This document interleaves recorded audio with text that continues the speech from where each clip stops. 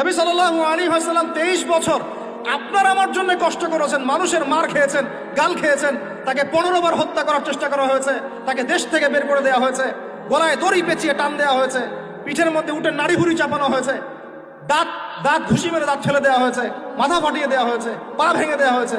কাদের জন্য? তার জন্য। তা আপনি আমি কেন তার জীবনী পড়ে দেখলাম না কখনো? কেন আপনার চেহারায় দাড়ি থাকবে না, আমার চেহারা দাড়ি থাকবে না? কেন আমাদের প্যান্ট টাকনুর নিচে উপরে থাকবে না? কেন আমাদের কথাবার্তা, চালচলন, খাওয়া দাওয়া, ইস্তেঞ্জা করা, নামাজ পড়া, প্রতিটা অ্যাক্টিভিটি সুন্নাহ মাফিক কেন হবে না? এটা আপনাকে হুজুরকে শেখাতে হবে কেন? এটা তো আপনার দায়িত্ব, শেখা নিজের দায়িত্ব। আল্লাহ রাস্তায় বের হতে আপনাকে বলতে হবে কেন? নিজের তাগাদা থেকে আপনি বের হবেন। হুজুররা কবরে যাবে, আপনি যাবেন না? উত্তর দেন। হুজুররা, তোমরা উত্তর দাও, ছেলেরা, ইয়াং জেনারেশন, তোমরা যারা আছো, হুজুররা কবরে